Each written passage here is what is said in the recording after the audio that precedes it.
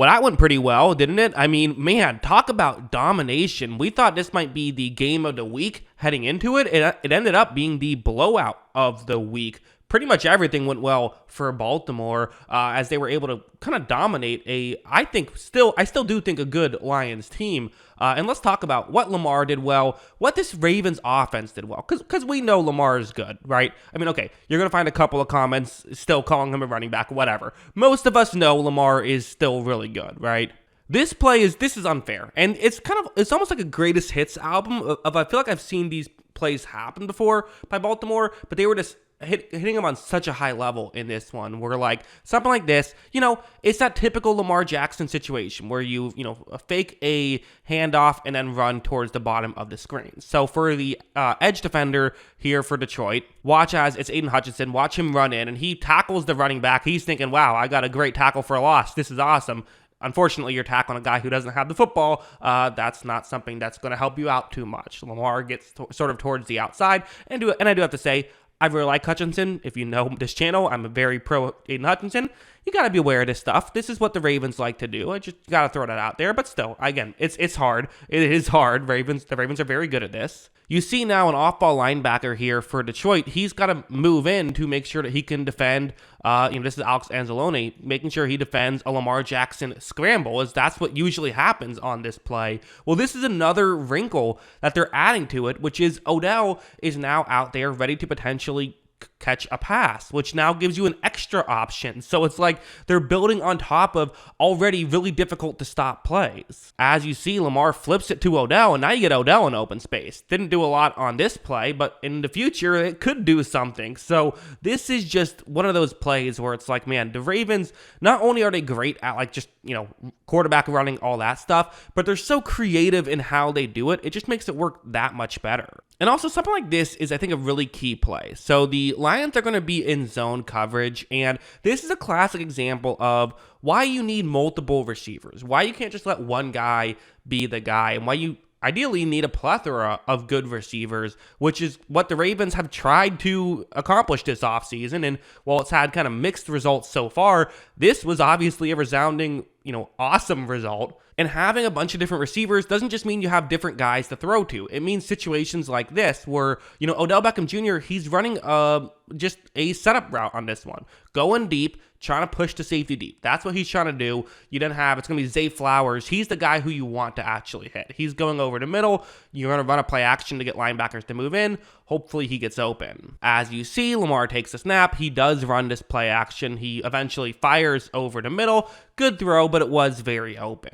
Now, you might be looking at this and saying, wait a second, wasn't Odell Beckham Jr.'s job to push the safety deep? What's going on there? Well, what happened? Well, he did. He did such a good job. In fact, the safety is nowhere to be found. I mean, watch as the safety enters frame when he's at about the 20-yard line. I mean, he was that far down the field, and if you can push him that far deep, it makes those windows just that much bigger. So this is a great play from Odell Beckham Jr., and he didn't even enter frame until basically the play was over. This was I think his arm kind of got into frame a little bit during the play. That was it for Odell, and it was a great play by him to help just set these things up. And when you have several receivers who can run good setup routes, well, this is how a passing offense can really work and fire on all cylinders. And also something like this, it's going to be a one-on-one matchup on the outside, and it's Rashad Bateman, who is a guy who, we had high hopes for, right? He is someone who can win in these one-on-one matchups, and I think that's why they went out and drafted him in the first round.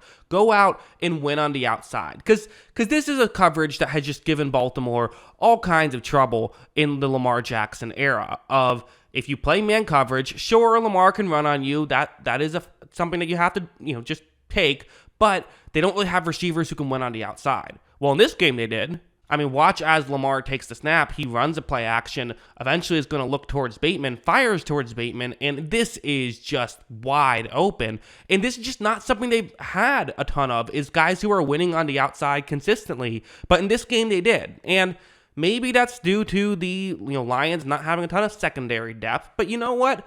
The Lions' secondary depth has been good so far this season, so I don't know if I would fully say that. But perhaps this is something with, as the Ravens are getting a little bit healthier and they have so many different options. I mean, again, you could argue that Bateman's their fourth option. On certain plays, he is the fourth option, right?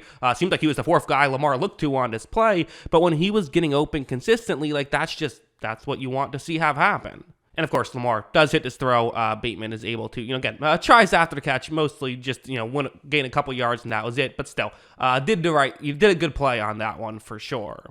And then there's stuff like this where, the Ravens offense, it's designed to work as designed, I guess is what I would say. It's not like one of those, some of those Seahawks offenses in Russell Wilson's heyday that were pretty much like a big part of them were seemingly relying on Russell Wilson to make something happen after the fact. That's not what the Ravens want to do. The Ravens don't want to force Lamar to be Superman, but you know what? He still can be Superman sometimes. Like this play, it's man coverage that the Lions are in, and this is going to be an example of them doing a good job in coverage.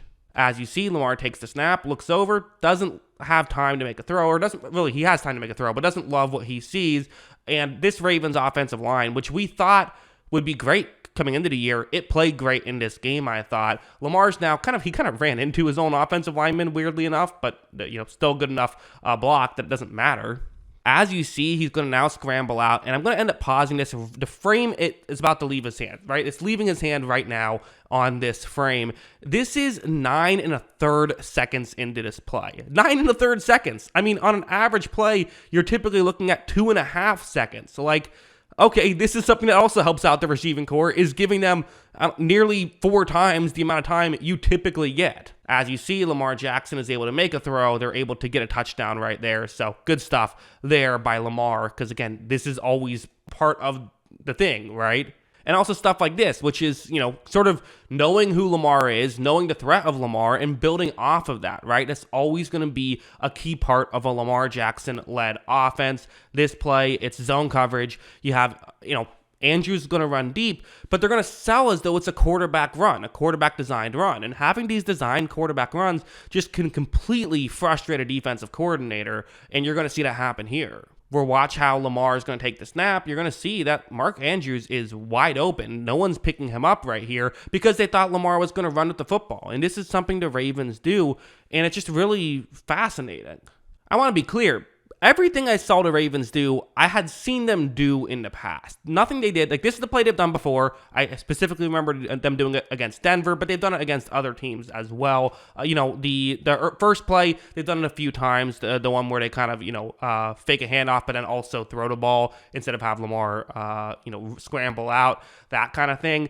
The difference in this game was the consistency in which all of these plays were working, and it kind of saved these plays for a game like this. Because watch how when Lamar makes that throw, again, Mark Andrews is wide open, didn't quite get the touchdown, but, oh no, still a great play, and it's just it looks so easy when it's going as well as it can. I mean, again, when Mark Andrews, Rashad Bateman, Zay Flowers, Odell Beckham Jr. are all doing their thing, this offensive line is blocking at a high level, and you have a borderline elite quarterback throwing the football.